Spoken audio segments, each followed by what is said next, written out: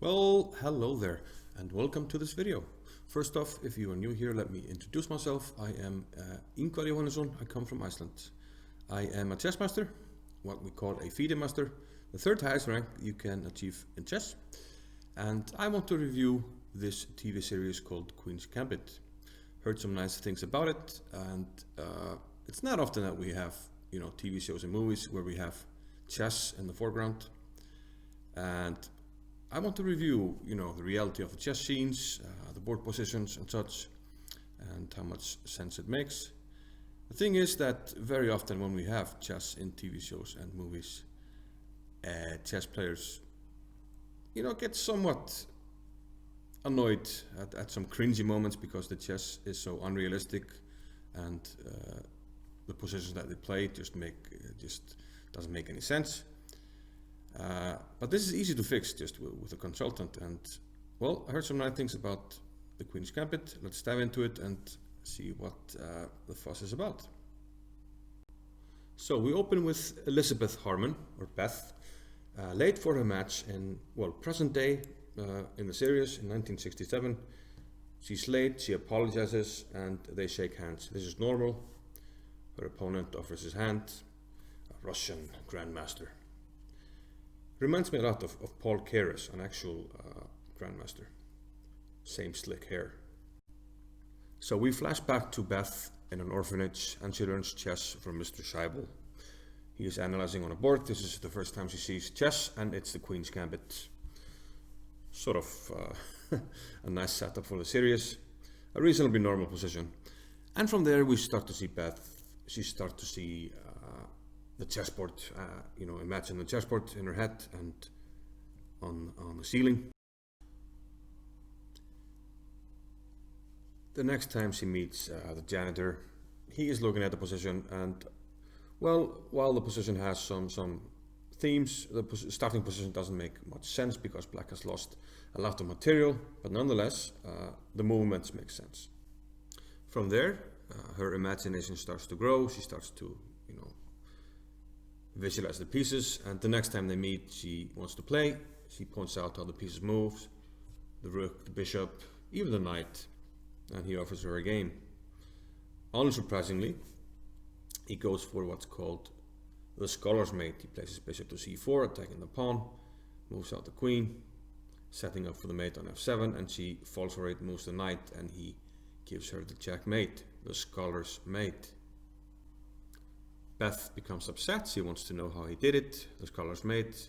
He refuses to tell her, but she starts to visualize, and she starts to try to defend in her head, on the ceiling, and she finds some interesting lines, some mates here like bishop f7. She tries again, and we have some nice mates, which makes sense. And it also makes sense that people would, improve like this, try to, figure things out by themselves. So this makes a lot of sense.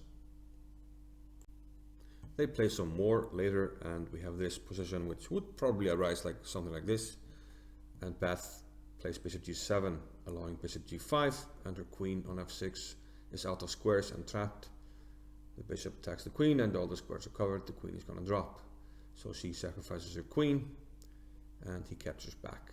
At that point, she wants to continue, but he grabs her hand and tells her that the game is over. When she loses the queen like that, she should resign, which is kind of a good lesson in my opinion, but people disagree on this.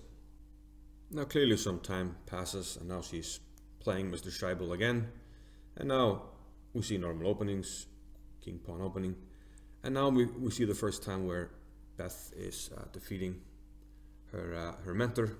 She plays f3 check, the knight moves back, and we see her on the picture capture the knight, and then the pawn moves forward, attacking the knight, as we see here, and promotion can't be stopped, and she beats Shaibel.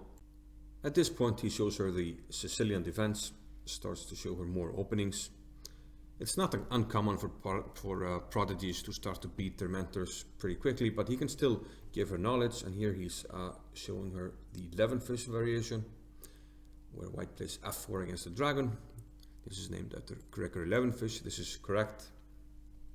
An actual opening, which contains this nice trap if white is allowed to play e5 and give this check on b5.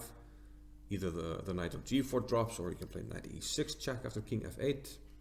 A nice trap to know. You can catch a lot of people in this. So this is an actual chess opening, as well as the next variation he shows her, the Najdorf variation after Mikkel Najdorf, pawn to a6. Now she picks this up quite quickly. We see her, repeat what he taught her. So obviously she's learning quite fast, playing the Najdorf here. So far he has only shown her king pawn openings, but now he moves the queen's pawn, and she asks, "What is this? You didn't teach me."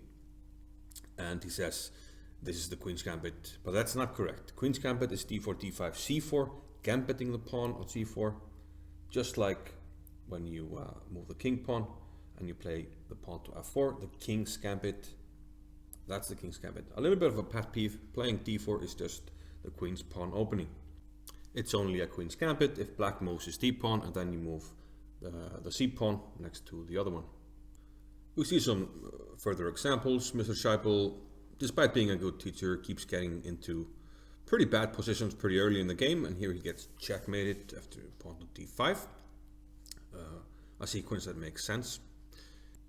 At this point he realizes he has something special, on his hands, and gives her a chess book, Modern Chess Openings. This is a book that actually exists by Ruben Fine, a classic chess book detailing almost all of the chess openings, and she starts to look at this book during math lessons.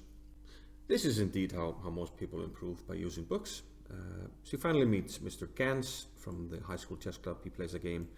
Mr. Shaibel wants to show him what the fuss is about, and she plays knight f3, the Reti opening, pretty advanced after Richard Reti. And Mr. Gans plays f5, and we have this gambit. This is the only way the game could progress. d5, d3. d3 is actually a good move. Queen h5 is tempting, but d3 is also a very good move. And finally he plays knight c6, and she announces mate in 3. She says mate in 3. Back in the day people used to do that, announce mate, but people don't do that anymore. But they are astounded. She announces mate in 3. It plays out like this: queen h5, then we take on g6, and queen takes. And Shaibel is of course stunned as well. A pet peeve most people would take with the higher piece, queen takes pawn, is the nicer mate, because you sacrifice big material to get the big gains. Gans becomes curious. How did she learn? Only by playing the janitor? Surely not. And she says, by looking at the ceiling. And yes, this is the origin of the ceiling cam.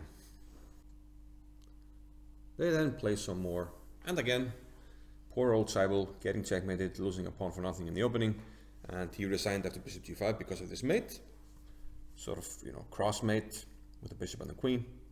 And again, the pet peeve: you could have played the queen there first and got the same mate, a very nice mate. But now a moment that I liked. I saw the position and I immediately recognized it, and I said to a chess friend I was watching the show with, I said he will play queen a5, and sure enough he did. Queen a5. I expected bishop to queen 2, but she said bishop blocks. They used this old notation back in the day, which is accurate. Now she castles and he falls for it, takes on e4, and she announces mate in 3 again. And this is a famous combination from the game Reti against Tartakower. Bishop to g5 check. The king has to move, and then bishop d8 is checkmate. Fantastic mate, and nice to see some historical games. Beth then goes to the high school to play a simul, playing against the team. Here we see the guys, and she lines up. This is how a simul is usually played: simultaneous exhibition. She has white on all the boards, like Kasparov here. Usually in simuls, the one giving the simul will have white on all the boards. And as Mr. Gans looks on, she wonders why they are not answering her move. She plays a move on each board, but this is normal, and he explains they will only answer when she comes back to the first board, and this is actually correct. And then we see this interesting position. I thought it was the Blackburn shilling trap, but it turns out it's different. So she was actually winning and not losing, as I thought, for a while. Then we see some mates, and finally my favorite one at the end. Nice end position, it's checkmate, and I think I know how this could have arisen. It's through a variation in the Spanish, the Ruy Lopez bishop to b5, black plays knight to f6, and then takes on e4, the open Ruy Lopez. And after d4, black plays e takes d4. A rare line, but dangerous if white doesn't know it. Rook e1 attacks the knight, the pawn defends the knight, knight takes d4, double attack on the knight on c6, but black goes for the attack, takes on h2, and plays queen h4. The king looks in trouble, but there's a nice save, rook takes e4, and then queen d8, taking the queen away from the attack, trading off the queens, and then capturing the bishop on h2. Now here black could actually blunder, and looks like it did so in this symbol, played f5, and now bishop g5 mate is what Beth did. So nice to see that, a little known trap, but a nice one. And overall, I like the quality of the chess scenes. Nice historical games, some nice, patterns and mates. And I think in general, the chess was pretty well done. Very few errors, and I'm looking forward to see what comes next. Tell me what you thought about it. Tell me if you like such a video, if you want me to do more, and like and subscribe, the usual stuff. See you next time. Bye bye.